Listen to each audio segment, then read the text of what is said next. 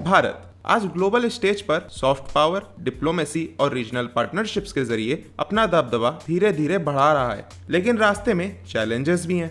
चाहे वो अमेरिका की पलटी मारने वाली डिप्लोमेसी हो या चाइना का बेल्ट एंड रोड इनिशिएटिव हो, जिसके जरिए वो एशिया, अफ्रीका और यूरोप में अपना इन्फ्लुएंस बढ़ा रहा है, या फिर मिडिल ईस्ट रीजन में टेंशंस का बढ़ना हो, इन चीजों ने ग्लोबल सप्लाई चेन्स को और अनस्टेबल बना दिया है। ऐसे में भारत को अब सिर्फ फास्ट ट्रेड रूट्स की नहीं, बल्कि सेफ, डाइवर्सिफाइड और पॉलिटिकल टेंशन से दूर स्टेबल कनेक्टिविटी ऑप्शंस की जरूरत है, चाहे वो साउथ ईस्ट एशिया हो, मिडिल ईस्ट हो या यूरोप के साथ हो।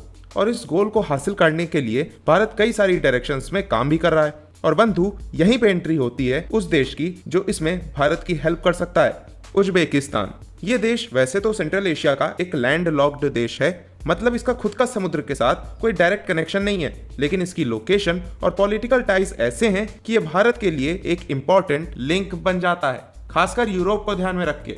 और इस वीडियो में ना हम यही समझेंगे कि बाकी सेंट्रल एशियन देशों से हटके उज्बेकिस्तान ही क्यों भारत के ग्लोबल ट्रेड विजन और चाइना को काउंटर करने की उसकी स्ट्रेटेजी का इतना इंपॉर्टेंट हिस्सा बन गया है।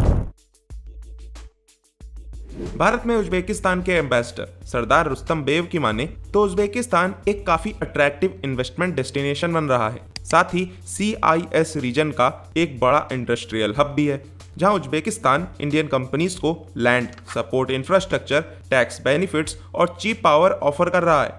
वहीं पे भारत के पास है उसकी टेक्नोलॉजी, स्किल्ड लोग और कैपिटल, जो वो उज्बेकिस्तान से शेयर कर सकता है। उज्बेकिस्तान भारत के लिए एक दरवाजा बन सकता है CIS रीजन के 30 करोड़ कंज्यूमर मार्केट का, प्लस यूरोप से कनेक्शन तो है ही। अच्छा, भारत और उज्बेकिस्तान के बायलैटरल रिलेशंस भी काफी मजबूत है। रिसेंट एग्जांपल दूं तो उज्बेकिस्तान के फॉरेन मिनिस्टर बख्तियार साइदोव का जून 2025 में दिल्ली आना 4th India central Asia dialogue के लिए, जहां ट्रेड, कनेक्टिविटी, सिक्योरिटी और एनर्जी के मुद्दों को कवर करते हुए 2025-26 के लिए bilateral program of cooperation sign हुआ। उज्बेकिस्तान अपने आप को साउथ एशिया के बढ़ते मार्केट और यूरेशिया रीजन के एनर्जी, ट्रांजिट और इंडस्ट्रियल हब्स के बीच एक ब्रिज के तौर पे प्रोजेक्ट कर रहा है, जहां सिर्फ लोकेशन ही नहीं, उज्बेकिस्तान के पास रिच नेचुरल रिसोर्सेज और इंडिया के साथ पुराने कल्चरल टाइज भी हैं। पर अब सवाल यह है कि एक लैंड लॉक्ड देश यूरोप और सेंट्रल एशिया का गेटवे आखिर बनेगा कैसे? अब ये चीज समझने के लिए ना पहले हमें मौजूदा ट्रेड रूट्स का हाल देखना होगा। रशिया यूक्रेन वॉर और मिडिल ईस्ट में बड़ी टेंशंस ने पुराने ट्रेड और कनेक्टिविटी रूट्स पर काफी दबाव डाला है, जिसका सीधा असर एनर्जी और फूड शॉर्टेज के तौर पे हुआ है, जो कई उभरती इकोनॉमीज जैसे कि भारत के लिए एक बड़ा चैलेंज बन गया है। भारत के पास एम्बिशियस ग्रोथ टारगेट्स हैं, 2030 तक $10 ट्रिलियन की इकोनॉमी और 2034 तक $15 ट्रिलियन की इकोनॉमी बनना। और इस चीज के लिए दूसरे देशों से FDI बढ़ाने और मैन्युफैक्चरिंग को बूस्ट देने के साथ ही ट्रेड रूट्स का स्टेबल होना भी एक बड़ी जरूरत है, जिस वजह से चाबहार पोर्ट और international north south transport corridor या INSTC बहुत इंपॉर्टेंट प्रोजेक्ट्स हो जाते हैं, क्योंकि ये भारत के लॉन्ग टर्म जियोपॉलिटिकल और इकोनॉमिक गोल्स के जरूरी पिलर्स का काम कर सकते हैं। भारत का फोकस सेंट्रल एशिया के देशों के साथ अपने रिश्ते बेहतर करने पर है, जो कि 2000 साल पहले से सिल्क रोड के टाइम से चले आ रहे हैं। INSTC का आइडिया 2012 में कनेक्ट सेंट्रल एशिया पॉलिसी के तहत अनाउंस हुआ था, जिसका मेन गोल है भारत और सेंट्रल एशिया के बीच की लैंड कनेक्टिविटी का गैप भरना, जिससे दोनों देशों की इकोनॉमी ग्रो कर सके। मिडिल ईस्ट की टेंशन से बच के सुरक्षित सप्लाई चेन्स बनाने की ओर यह एक कदम है। यहीं पे चाबहार पोर्ट, जो कि ईरान का डीप वाटर पोर्ट है, ये स्ट्रेट ऑफ हरमुज से बाहर है, मतलब इस पर गल्फ टेंशंस का असर कम पड़ेगा।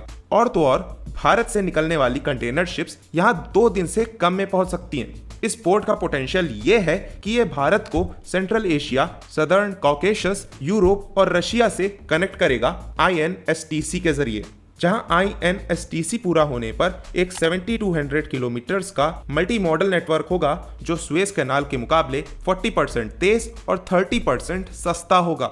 देखो, पाकिस्तान के ब्लॉकेज के चलते इंडिया को सेंट्रल एशिया तक लैंड रूट का एक्सेस मिल नहीं पाता, लेकिन चाबहार के जरिए भारत डायरेक्टली वहां से कनेक्ट हो सकता है, बिना चाइना पाकिस्तान एक्सिस से होकर। ये पोर्ट सेंट्रल एशिया के हाइड्रोकार्बन रिसोर्सेज और क्रिटिकल मिनरल्स जैसे यूरेनियम, इन तक भी भारत की पहुंच बढ़ाएगा ही।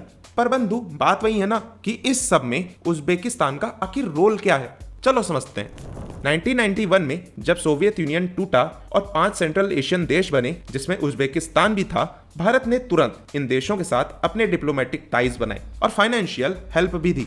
तब से लेकर आज तक सेंट्रल एशिया के देश अपना फोकस रखे हुए हैं कनेक्टिविटी, सिक्योरिटी और ट्रेड में एक इंडिपेंडेंट स्ट्रेटेजी बनाने पर। उज्बेकिस्तान सेंट्रल एशिया में बिल्कुल बीच में पड़ता है और ये लोकेशन उसकी ताकत भी है और कमजोरी भी, क्योंकि पुराने टाइम में यह देश एक क्रॉस रोड्स रहा है। माने नॉर्थ साउथ और ईस्ट वेस्ट रूट्स दोनों यहीं से गुजरते थे, लेकिन सोवियत यूनियन के टाइम में सारी ट्रेड रूट्स रशिया की तरफ रिडायरेक्ट हो गई और उज्बेकिस्तान दशकों से अपनी इसी ज्योग्राफी की कमियों को तोड़ने की कोशिश कर रहा है और अपनी इकोनॉमी को एक्सपोर्ट सेंट्रिक बनाने पर फोकस कर रहा है।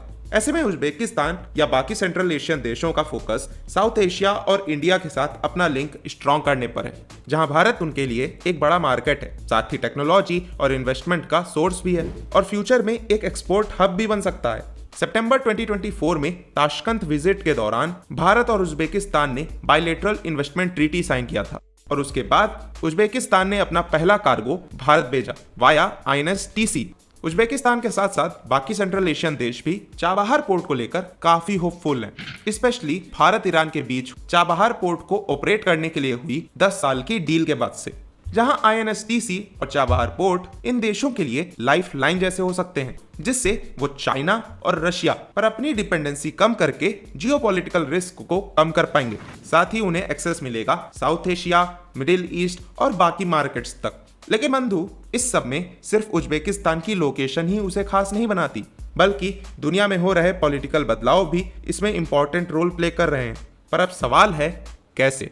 देखो, सीन ये है कि चाइना का यूरेशिया में बढ़ता इन्फ्लुएंस और भारत पाकिस्तान की दुश्मनी ने भारत के लिए डायरेक्ट कनेक्टिविटी सेंट्रल एशिया तक बनाना मुश्किल कर दिया है। इसीलिए ईरान का चाबहार पोर्ट भारत के लिए भी एक लाइफलाइन है, क्योंकि इससे INSTC प्रोजेक्ट के जुड़ जाने पर उज्बेकिस्तान और अफगानिस्तान जैसे लैंड लॉक्ड देशों तक भारत बिना पाकिस्तान के रूट से जाए ज्यादा सुरक्षित और छोटा ट्रेड ऑप्शन पा सकता है, जिसकी वजह से भारत ने चाबहार पोर्ट पर काफी ज्यादा इन्वेस्टमेंट्स भी की हैं। मतलब कम खर्च के साथ सामान भी जल्दी पहुंचेगा। और क्या तुम्हें पता है कि अभी भी भारत का 95% से ज्यादा का फॉरेन ट्रेड समुंदर के रास्ते ही होता है। ऐसे में जब सुएज कैनाल रूट, रेड सी क्राइसिस और हुतीज के अटैक्स की वजह से रिस्की हो चुका है, INSTC और भी इंपॉर्टेंट बन जाता है। बल्कि ये रास्ता एक प्रैक्टिकल और कॉस्ट इफेक्टिव अल्टरनेटिव है ईरान या रशिया जैसे देशों के लिए भी, जिन पर भारी भरकम सैंक्शंस लगे हुए हैं। बाकी सेंट्रल एशिया, खासकर उज्बेकिस्तान के लिए ये कितनी बड़ी अपॉर्चुनिटीज खोलेगा, ये तो अपन पहले ही डिस्कस कर चुके हैं।